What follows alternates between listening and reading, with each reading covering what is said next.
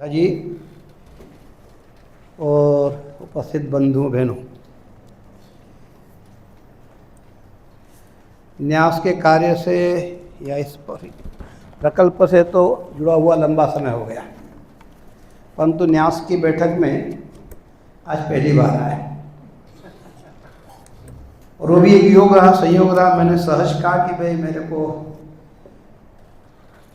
रायपुर जाना है तो एक दिन गोविंद नगर रुकूंगा। तो फिर मेरे को सूचना मिली जब गोविंद नगर आ ही रहे तो न्यास की बैठक कर रहे हैं, कर लेते हैं। तो मैंने कहा ठीक है। तो इस न्यास की बैठक में आज उपस्थित रहने का सौभाग्य मिला है। न्यास के द्वारा मुझे ये सौभाग्य दिया, अवसर दिया, इसलिए धन्यवाद। तो कुछ बातें मेरे को जो ध्यान में ये बतला रहा हूँ। तो पहली बात तो माननीय भाऊ साहब बिस्कुटे लोक स्मृति लोकन्यास, तो इस कार्यक्रम में एक भाऊ साहब का चित्र लगना चाहिए। शुरुआत में वहाँ पर भी पुष्पार्चन होना चाहिए। भाऊ साहब बिस्कुटे का जीवन का कोई न कोई एक प्रसंग, कोई न कोई घटना, कोई न कोई उनका विचार, ये सबके सामने आना चाहिए कि भाऊ साहब बिस्कुटे कौन। तो वो बार बार यदि ध्यान में नहीं आएगा तो फिर वो नाम बचा रहेगा केवल। तो नाम का कोई महत्व नहीं, विचार का महत्व है। नाम तो इस देह का रहता है, देह खत्म नाम खत्म। तो विचार महत्वपूर्ण है। इसलिए संघ में छत्रपति शिवाजी की जयंती नहीं मनाते, राज्यारोहण का दिवस मनाते हैं। जयंतियाँ तो होती रहती हैं, तो इसलिए उनका विचार जो है उसके बारे में थोड़ा सा कोई एक प्रसंग, कोई एक उनके पुस्तक का कोई एक अंश। तो जैसे एक जगह उन्होंने लिखा कि विपरीत परिस्थितियों में, कठिनाइयों में काम करने की तुलना में अनुकूल परिस्थितियों में मस्तिष्क को ठिकाने पर रखकर काम करना ज़्यादा कठिन है। परम पूज्य सत्संग जी अभी जो हैं माननीय मोहन जी, ने एक बार कहा कि अब ये दो बात है कि नहीं, विपरीत परिस्थितियों में काम करने की तुलना में अनुकूल परिस्थितियों में मन मस्तिष्क को ठिकाने पर रखकर काम करना। अनुकूल परिस्थिति आती है तो मन विचलित होता है, फिसलता है, इधर उधर जाता है। जब कठिनाइयाँ रहती है तो आदमी संयम रखता है। अनुकूलता में संयम रखना कठिन होता है। तो ये बात आई तो परम पूज्य सत्संग चालक जी ने कहा कि भाई अनुकूल परिस्थितियों में कठिनाई है, अनुकूल परिस्थितियों में तो सुअवसर है, जल्दी से पढ़ सकते हो, पर कठिनाई है नहीं। तो जैसे बोले ग्रामीण सड़क है, कोई पुरानी, खड्डे हैं, 2004 की पहले की सड़कें याद कर लें तो उस सड़क पर चलने में एक्सीडेंट कम होते थे। गाड़ी टूटती होगी, एक्सीडेंट कम होते थे, क्योंकि गति नहीं रह सकते आप। गति बढ़ाओगे तो दिक्कत है। बैलगाड़ी में जाओ तो एक्सीडेंट होने की संभावना कम है। पर हाईवे और आजकल के जैसे हो रहे हैं धीरे धीरे, उस पर गाड़ी पे एक्सीलेटर 100 से नीचे रुकता है, 100 से 120। अब दिल्ली में एक स्थान पर है कि 100 का कंट्रोल रखा है उन्होंने। उसमें क्या है कि कैमरा वहाँ जहाँ स्टार्ट होता है वहाँ कैमरा, जहाँ खत्म होता है वहाँ कैमरा है। तो 300 किलोमीटर की दूरी यदि आपने 3 घंटे से पहले कर ली तो चालान आ जाता है। तो लोग बाग क्या करते हैं, 110 120 की स्पीड चलाते हैं, फिर आकर रुक जाते हैं कि देखते टाइम। तो स्पीड जब बढ़ती है तो एक्सीडेंट की संभावना है, पर स्पीड बढ़ती है एक्सीडेंट की संभावना, बस आप गति भी बढ़ती है तो आप अपने लक्ष्य तक जल्दी पहुंचते हो। तब प्रश्न ये है कि क्या ऐसे हाईवे पे चलना ही नहीं, क्या एक्सीडेंट होने की संभावना है तो चलते रहो बैलगाड़ी में। जब पहुँचोगे तब पहुँचोगे। तो हाईवे पे चलना तो पड़ता है, और उसके समय स्पीड का भी ध्यान रखना है, ब्रेक का भी ध्यान रखना है, गियर का भी ध्यान रखना है, और नींद ना है इसका भी ध्यान रखना है। तो ये जो भाऊ साहब ने कहा था कि भाई अनुकूल परिस्थितियों में कठिनाइयाँ रहती हैं, अब ये बातें हमको बार बार चेताती रहती हैं। इसलिए मेरे को लगता है कि कोई एक अच्छा सा उनका जीवन का प्रसंग, कोई एक उनका विचार, जैसे उनकी किताब है हिंदू धर्म राष्ट्र मानव धर्म, या संघ की प्रार्थना के ऊपर उनकी किताब है, लोक संग्रह पर किताब है, अनेक किताबें हैं। तो कोई एक हाथ छोटा सा प्रसंग उसमें आना चाहिए। तीसरी बात, मैं देख रहा हूँ कि बैठक जब शुरू हुई तो उसमें एक भी बहन नहीं थी, बाद में एक बहन जी आई। तो बार बार आग्रह चल रहा है महिलाओं का प्रतिनिधित्व बढ़ना चाहिए, तो न्यास में कुछ महिलाएं जोड़नी चाहिए। और इस बार तो विद्या भारती ने सप्त शक्ति संगम ऐसा कार्यक्रम लिया है, तो अच्छी महिलाएं जो सामाजिक क्षेत्र में काम कर रहे हैं, उनके कुछ मान लो न्यास की सदस्यता में स्थान नहीं है तो विशेष आमंत्रित, पर उनको बुलाना चाहिए। आपको देख के नहीं कह रहा, पहले से ही मैंने लिखा था।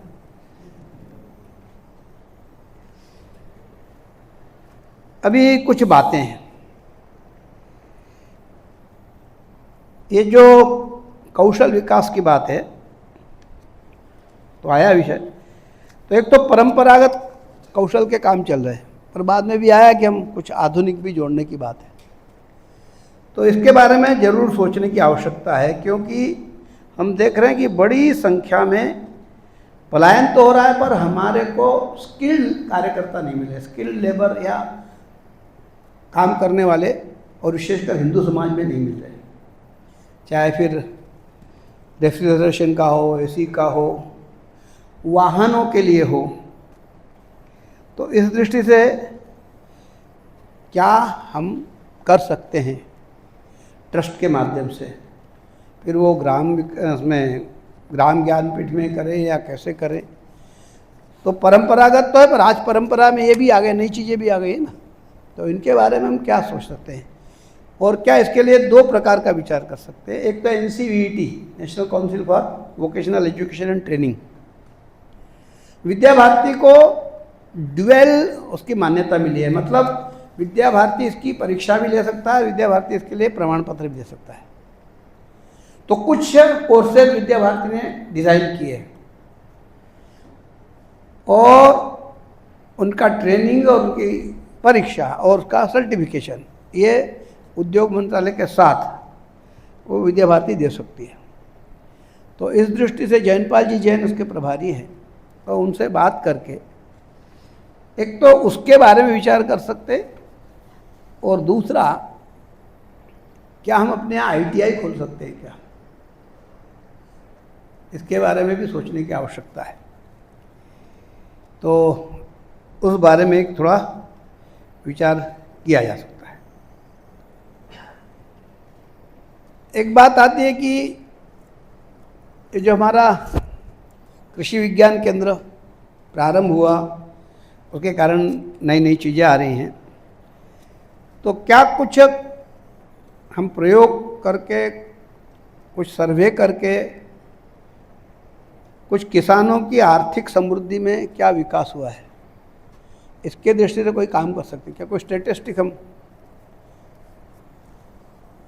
बना सकते हैं क्या, ला सकते हैं क्या, मतलब उसका अध्ययन कर सकते हैं क्या, तो फिर वो हम कुछ बतला सकते हैं कि इसके परिणाम स्वरूप, इस कृषि विज्ञान के परिणाम स्वरूप लोगों की आर्थिक स्थिति में इजाफा हुआ है। तो एक महत्वपूर्ण है। कृषि के प्रशिक्षण के साथ साथ, क्योंकि उसके साथ साथ आर्थिक विकास आता है, पर आर्थिक विकास के साथ साथ दोष भी आते हैं।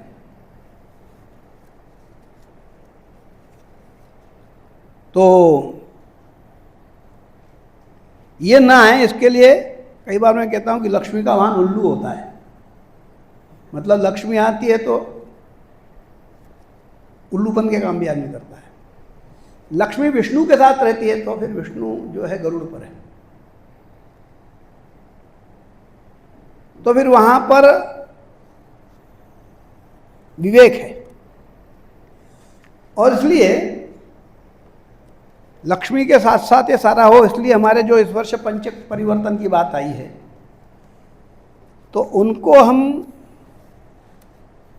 केवल इस वर्ष के लिए तो आगे की दृष्टि से भी भाई ये प्रशिक्षण में ये पांचों बातें भी, जैसे नागरिक कर्तव्य जोड़ना, पर्यावरण जोड़ना, स्वदेशी का स्व का भाव है, सामाजिक समरसता है, और सबसे महत्वपूर्ण है कुटुंब प्रबोधन।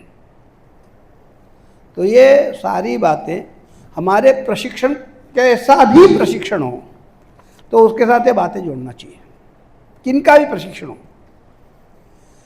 चाहे एक सत्र में पांचों बिंदु आ सकते हैं, चाहे 2 में आ सकते हैं, पर ये पांचों बिंदु बार बार आने चाहिए। अभी जो सामाजिक सरोकार का भी बात आई थी, उसके दृष्टि से मेरा ऐसा कहना है कि हमारे जितने गांव में हमारा काम चल रहा है, तो परम पूज्य सत्संग जाला जी ने जब सरकार बात तब भी बात कही थी कि समान पानी के लिए व्यवस्था, मतलब समान जल स्रोत, जिस पे जल स्रोत पे सभी लोग पानी भर सकते हैं, मंदिर में सबका प्रवेश और समान स्मशान। ये बातें परम पूज्य सत्संग जाला जी आज के, पहले सरकार है तब से बात आ रही है कितने वर्षों से। तो हमारे इन गांवों में ऐसे कितने गांव हैं जहाँ सब बातें हो गई हैं, सामाजिक समरसता की दृष्टि से हम बतला सकते हैं कि भाई हमारे प्रयत्नों से समाज अब इस प्रकार से जागरूक हुआ है कि इस दिशा में आगे बढ़ा है। और इसी के साथ जो 3 बातें हैं, किरण उदय प्रभात, तो हमारे प्रयत्नों से कितने गांव हुए हैं जो इस कसौटी पर आ रहे हैं। तो मेरे को लगता है इसका भी कोई हम एक आने वाले समय के लिए कोई 3 वर्ष, 4 वर्ष, 5 वर्ष की कोई योजना बना सकते हैं क्या। एक जैविक उत्पादकों के बारे में बात आई, तो उसके बारे में मेरे को लगता है कि कोई 2-4 लोगों का एक समूह बने और उसके बारे में कैसे इसका, मतलब इसको कोई एक टैग मिलना, कोई एक इसका सर्टिफाइड वो हो जाना, और फिर हमारा ये उत्पाद, ये जैविक उत्पाद है, इसको अधिकृत रूप से हो और फिर उसको समाज में भी जो है उनको भी हम कर सकें, और फिर उसकी मार्केटिंग, क्योंकि आवश्यकता तो है समाज को, पर वो विश्वास की बात है और इसलिए वो एक महत्वपूर्ण बात है। और फिर उसके लिए जो एक बात आई है कि कोई काउंटर या एक अपना बिक्री केंद्र, तो उस दृष्टि से भी एक विषय है। परंपरागत बीजों का संरक्षण भी चल ही रहा होगा। वैसे श्री अन्न का कुछ आया है, 2 का आया है, तो उसको भी जरा आगे कैसे हम करवा सकते हैं। तो 2-3 बातें हैं। एक और महत्वपूर्ण बात आती है कि ये जो ग्राम ज्ञानपीठ के माध्यम से हमारे से कितने लोग तैयार हो गए, युवा। एक तो परंपरागत व्यवसाय करने वाले मतलब कारीगर हैं ही, पर अन्य समाज में भी ऐसे कितने धीरे धीरे कारीगर लोग खड़े हो रहे, जो अब हम गांव नहीं छोड़ेंगे, क्योंकि एक बड़ी समस्या है कि युवा गांव से पलायन कर रहा है। वो खेती भी नहीं कर रहा और कोई काम भी नहीं कर रहा, वो सीधा शहर में जाता है, मजदूरी करता है। तो कई बार कुछ चीज़ों के दुष्परिणाम भी होते हैं। जैसे मैंने एक बहुत पहले गांव में पढ़ा था, ग्राम मांगे 2 बात, उजला मन और मैले हाथ। तो मन उजला और हाथ मिट्टी में रहेंगे तो मैले तो रहेंगे। अब हो गया उल्टा है, मैला मन और उजले हाथ हो रहा है। तो इस दृष्टि से अब देखिए कैसा हो गया, आजकल गाय का गोबर नहीं, अंग्रेजी माध्यम के स्कूलों में पढ़ने वाले बच्चे काऊ की पॉटी बोलते हैं। अब जब पॉटी हो जाएगा तो गोबर में हाथ कोई नहीं डालेगा। पढ़ाई के साथ साथ धीरे धीरे दोष आ रहा है कि गोबर को हाथ लगाने से बच्चे झिझकने लगे। यदि गोबर से दूर हो जाएंगे तो खेती कैसे करेंगे? ये सब लोग जानते हैं, बोलते हैं नहीं बोलते बात अलग है। एक अच्छे बड़े कार्यकर्ता के मैं सुना कि तो पढ़ेगा नहीं तो गाँव की पोटी उठानी पड़ेगी। अब मैंने कहा तुमने अभी से सिखा दिया इसको, हाँ तुम्हारे खेती होती है। और तो ये जो चीज़ें हैं, तो हम विद्यालय के बच्चों को, और बल्कि मैं कहूँगा कि इस जिले में जो विद्यालय शिशु मंदिर या अन्य भी, क्या हम उनके साथ कोई ऐसी बात कर सकते हैं कि वर्ष में एक बार जैसे घूमने जाते हैं ना, तो भैया गोविंद नगर आना, एक दिन का होम स्टे, तो कुछ यहाँ रुके, यहाँ जरा अनुभव करें। क्या है कि जब तक वो करेंगे नहीं तब तक झिझक नहीं मिटेगी। तो इस दृष्टि से पहली बात तो अपने विद्यालय के बच्चे हैं, और बाकी और भी बच्चों को इस दृष्टि से कैसे जोड़ सकते हैं। तो जो पहले एक बात आई थी कि कारीगर, तो कितने हमने नए कारीगर तैयार किए जो अब इतने स्वावलंबी होगा कि उनका गांव छोड़ने का प्रश्न ही नहीं, अपने गांव में रहकर ही काम करने वाले हैं। इसके कोई हमारे पास स्टैटिस्टिक हम अगले साल दे सकते हैं क्या, कि हमारे प्रयत्नों से अब ये स्थिति हो गई कि अब इतने लोग तैयार हो गए, स्वावलंबी हैं, ये अब यहीं रहने वाले हैं, यहीं काम करेंगे। दो बातें होती हैं, एक प्रोडक्शन, एक मार्केटिंग। तो मार्केटिंग ये प्रोडक्शन करने वालों को नहीं आता, मार्केटिंग करते प्रोडक्शन नहीं करते, दोनों का तालमेल से ही सारा चलता है। तो इस दृष्टि से दोनों का एक हम उसके लिए सेतु बने, और दृष्टि से क्या हो सकता है इसके बारे में मेरे को लगता है।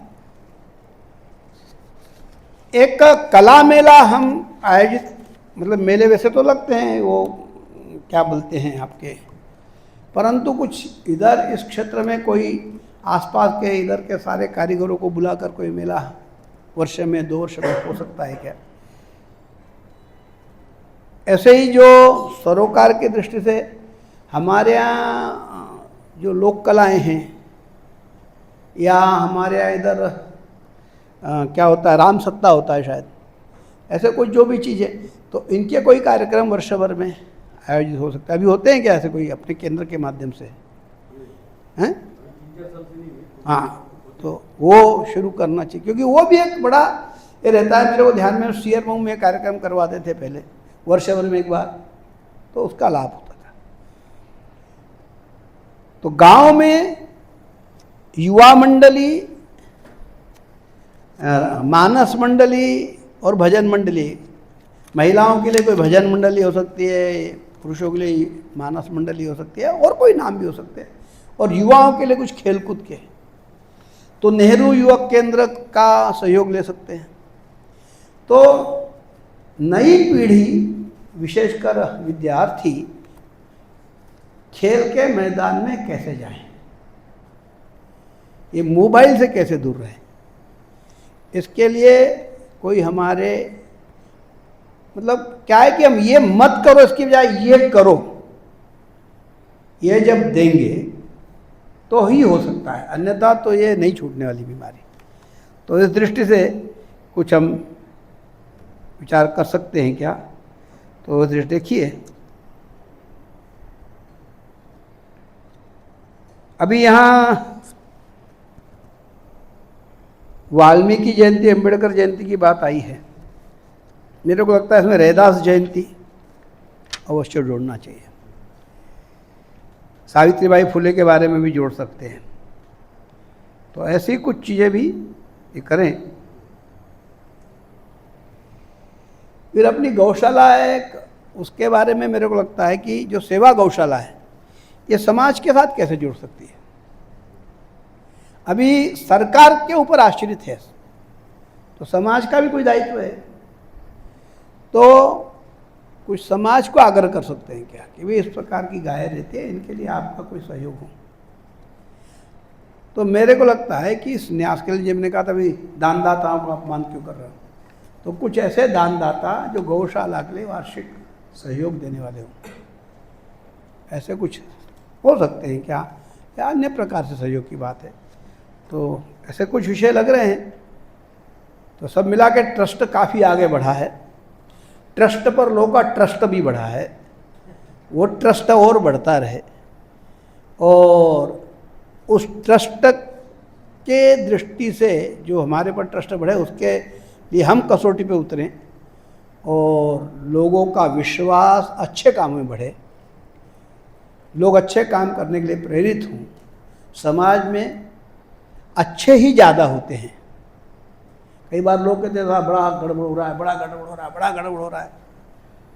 तो मैंने कहा अच्छा बतलाओ, इटारसी से झांसी तक प्रतिदिन कितने लोग यात्रा करते हैं ट्रेन से? मेरे को लगता है कि कम से कम 1 करोड़ आदमी यात्रा करता होगा, कम करता था 80 लाख करता होगा। दिल्ली में राखी के दिन 70 लाख लोग यात्रा कर रहे थे मेट्रो वगैरह में, तो कितनी बड़ी यात्रा करते होंगे।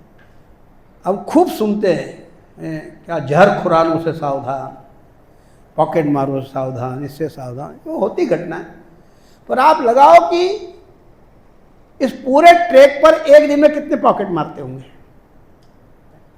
या कितना सामान चोरी जाता होगा, मतलब कोई के बैग चले जाते हो, कितने होते होंगे?